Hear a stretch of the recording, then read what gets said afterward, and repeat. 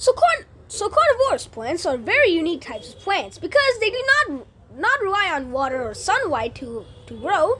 Instead, they rely on insects, on eating insects. So I'm going to be doing a challenge. Can you beat Plants vs Zombies 2 with only carnivorous plants? Here are the rules. Rule 1. I can only use carnivorous plants. Rule number 2. I cannot use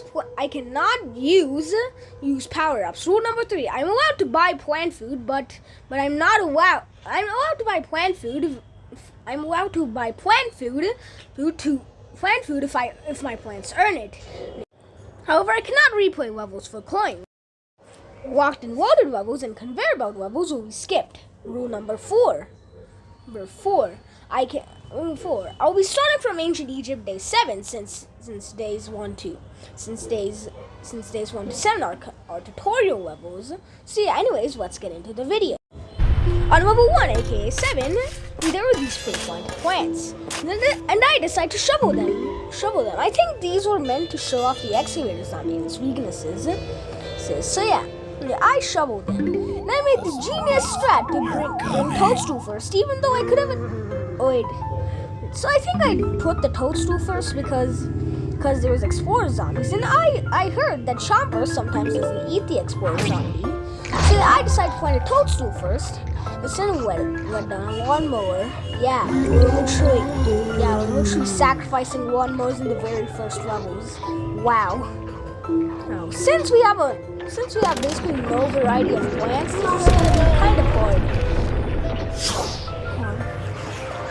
Since we have no varieties of however, we'll probably get some new plants in the Piracies episode. Tomb Raiser Zombie was also introduced in this level. So here was a strat I was using. I planted only one row of toadstools and one row of chompers. Well, I could not even finish it. This guy fell into a literal food coma. Wow.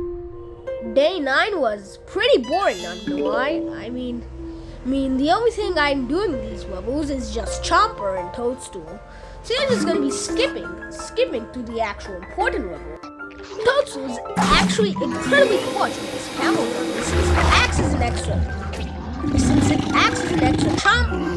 chomper by the chompers. However, I can't just use chomper plant food like we just saw right now. But this made me appreciate Toadstool way more. Since I usually thought Toadstool was bad, and now these became plants. Day 11 was a locked and loaded level, so it was skipped. Days 12 to 14 were kind of boring, however day 15 was actually the most easiest one since we got these previous sunflowers, which helped our sun production. This level was a 3-flag level, yet I beat it with ease due to the sunflower. Day 18 was the last stand level. This might have been one of the most fun to play. We cannot have taken a gig at Toadstool, since Toadstool was the sun to make a stand for the variable. I mean, a normal level. Why the hell did I say conveyor? Chopper could not even keep up with the insane amount of camel zombies. But we had beaten it thanks to lawnmowers. Day 19 was our first road level. And this did not really change much.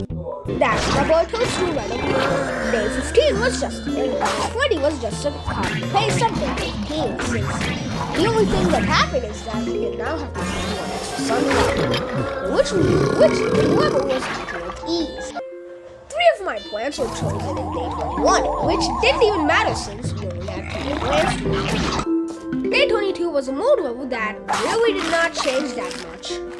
Day 23 was our first Gargantua, and thank God the Gargantua spawned in one of the only 2 waves with the mower, otherwise I would have been screwed. Day 24, our final level in ancient Egypt, was a pointed fence level, and I was actually kind of worried. However, it was actually kind of easy, like really easy. I'm not sure why this one was really easy, but hey, I'm not complaining, mate. Day 25 was a conveyor belt level, and we unlocked the key to Pirate Seas. Anyways, see